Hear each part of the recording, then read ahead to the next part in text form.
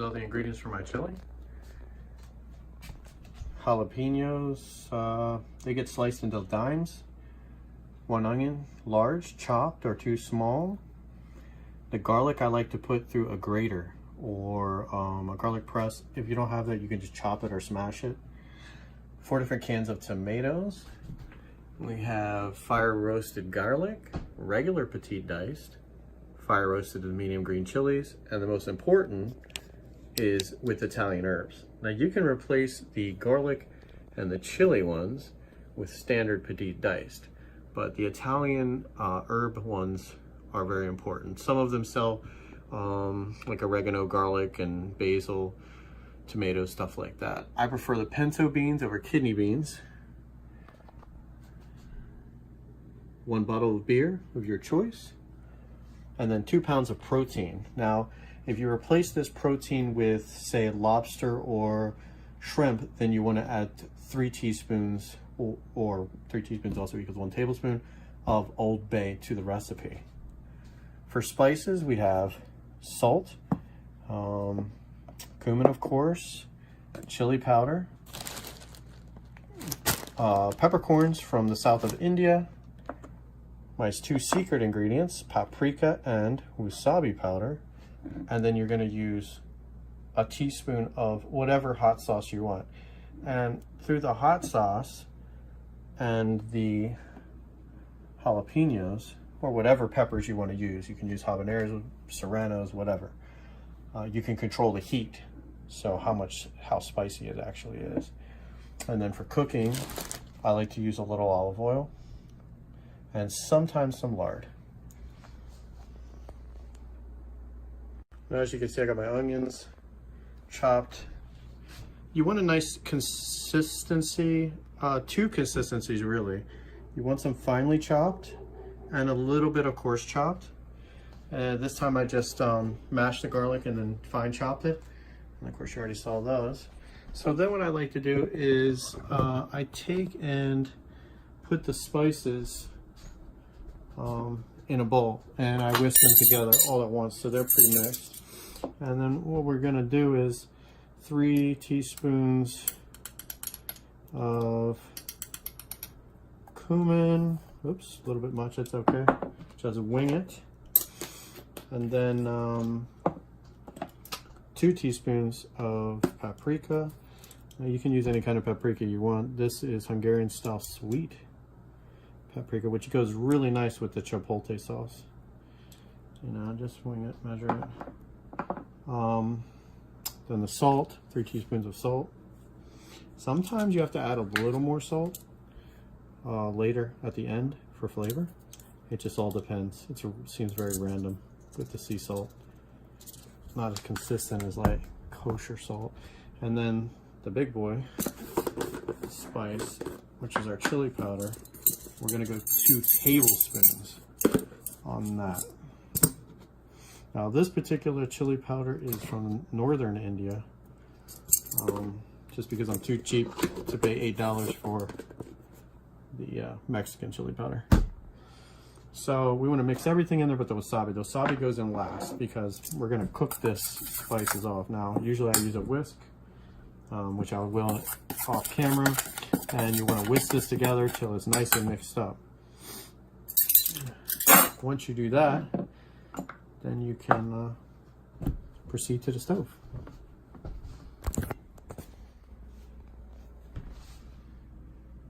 Flavor, I always use a cast iron pan. Get it nice and hot. You can see it's actually steaming right now. It's so hot. It has no water in it. That's from the oil. Get your ingredients prepared and close. Always use plastic for your meat because wood can hold bacteria even after it's washed.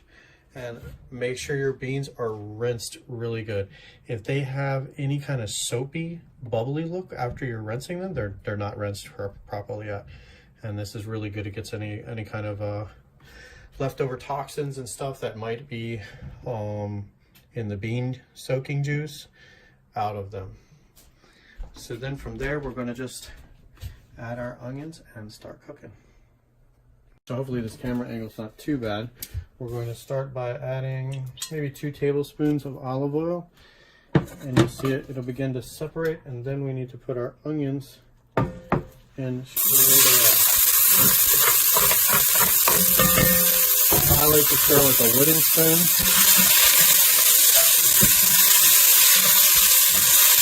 Now you can put salt on the onions. It'll sweat them and make them cook a little faster.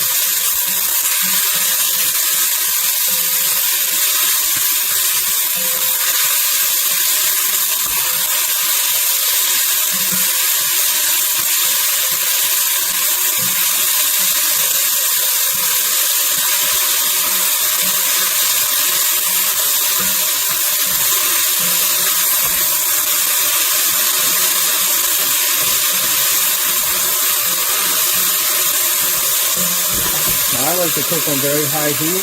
Some people might want to turn it down from high to like a 7, or 8, or 9 and cook them a little slower. I feel like the faster I cook it, it really locks the flavor in.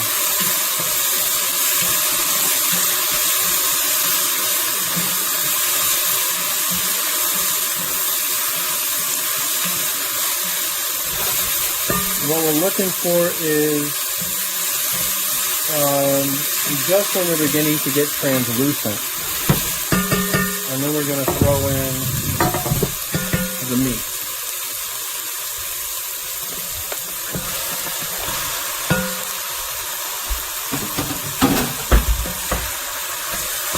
You just start breaking up the meat. Just get a nice brown on it.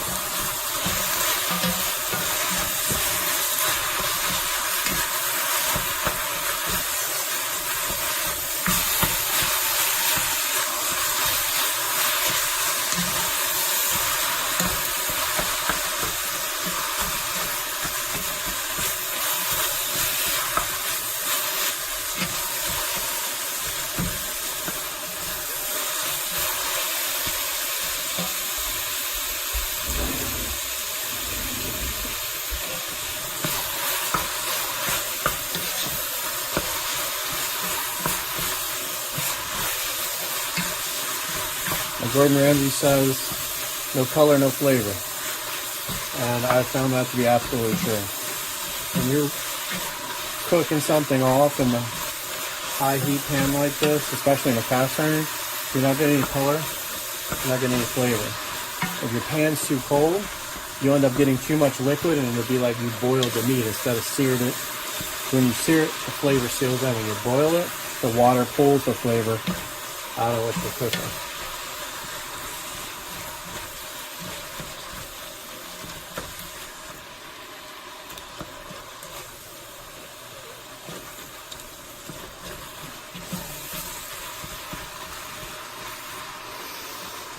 Man, that smells good.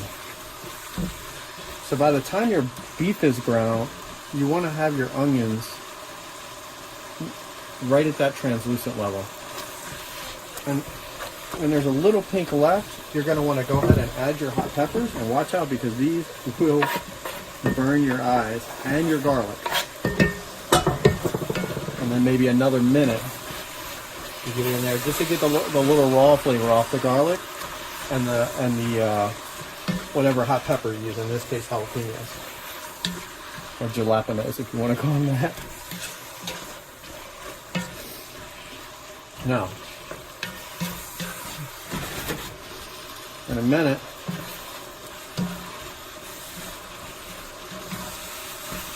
now some people like to cook the beef separate and drain the grease. If you're using a really high fat beef, then you might want to do that. But I'm not really getting a whole lot of grease here, so I'm not really worried about it. But we do want some color. There's a little moisture in here. See all that moisture? That's why you really want to let your meat get to room temperature. Sit it out an hour, 90 minutes ahead of time, and you'll have less problems with getting moisture out of it like that than being in the fridge or freezer. Now that's looking pretty good. So what I like to do is to turn the heat down to a medium, and then I mix in my spices. This is something I learned from Indian cooking and applied to American chili. You turn it down to medium, you mix in your spices, and you cook it for a couple minutes. And what that does is it pulls the raw flavor out of the spices and matures them and intensifies them, and really kind of like infuses the beef with all the chili powder. And if there's any moisture in there, it soaks it up and actually makes kind of a gravy.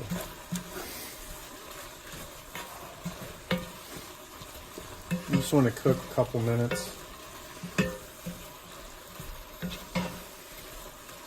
Really get those spices mixed in there, really let them cook off a bit. Now the more you use your cast iron pan, this pan here I bought specifically for chili. The more you use your cast iron pan, the better it's going to make your food taste. The cast iron actually absorbs the flavors and then reinfuses the dish. I picked up that tip from a friend I game with. His father is a world-class chili champion.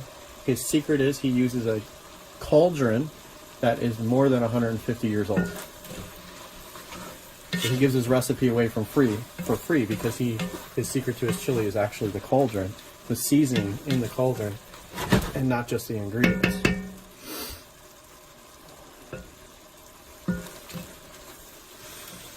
Yeah, that's smelling good. Next thing you want to do, I like to turn the heat back up to high, start putting our tomatoes in.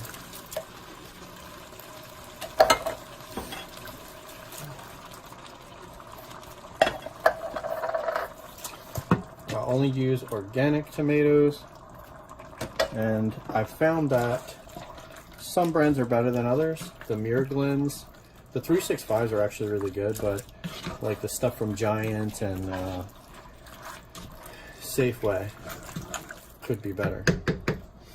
So what we're looking here, once we get the tomatoes in, we want to wait till it starts to boil a bit. Once it starts to boil, then we're going to add our alcohol and cook that for at least 2 minutes to get the alcohol off.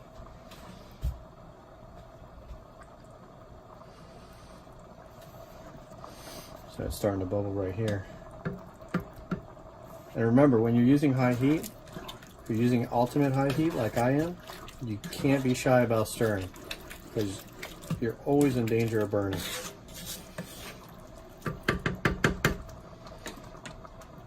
At this point as well, I like to add some more pepper.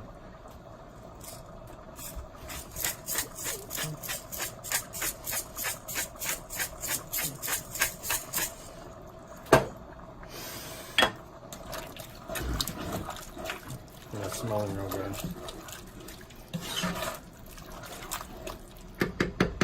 Now sometimes if I'm making a ground beef chili, or perhaps only got a pound of beef, instead of 2 pounds or a pound of whatever meat I'm using, ground lamb, pork, pork cubes, I will add cubed potatoes as well to make the chili much heartier and bigger.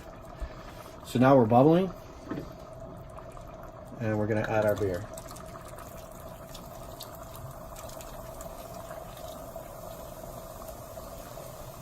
And we're going to let that boil for 2 minutes and 7 seconds.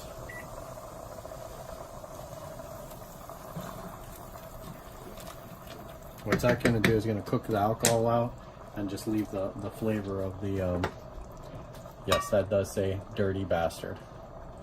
And it is one of the highest alcohol by volumes you can buy. So a 6-pack is like a 12-pack.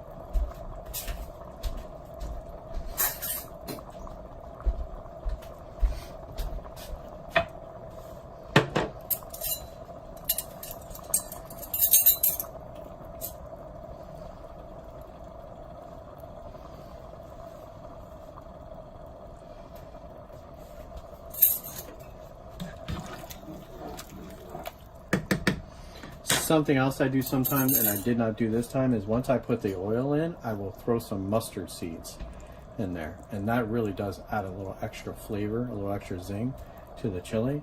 I didn't do it this time because the pan was quite hot. And the mustard seeds will explode on contact. And if you're not careful, you catch one in the face, it hurts. Believe me, I got the scars to prove it. All right, so that's boiling good. We've got about 30 seconds left. Another little stir. Now we're gonna add our wasabi powder and our hot sauce. At the end, we want to add this because the raw power of the wasabi really kicks it up a notch, if you know what I mean. It really adds something extra. And I found that a lot of the recipes that Gordon Ramsay uses, that is one of his go-to ingredients for flavor, is some wasabi. And then we're going to add, you can actually add as much as you want depending on the heat level you want. So that looks like about right. My recipe that I wrote calls for a standard of 1 teaspoon.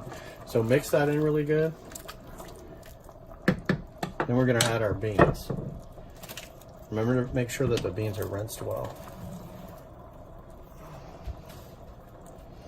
Now, even though I got BPA-free line cans and all that kind of stuff, it's really important to rinse your beans. A lot of beans, like kidney beans, can be very toxic. That's why originally everybody soaked them. So getting all that nastiness off the beans so that they're just in their raw form is important. All right, once you got to this step, you've added your final ingredient, then it's easy.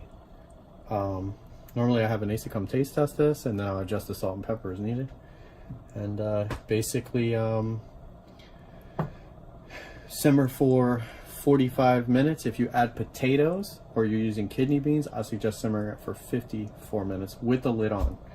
Unless you made it extra soupy, if you're using like chuck beef or shrimp that doesn't really soak up the juices like ground beef does, then sometimes you'll want to leave the lid off because to get the moisture out.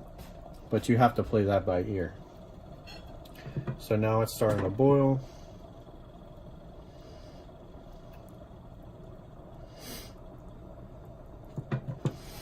Another stir. And you see this is thick. I mean, you can see all this loveliness in here.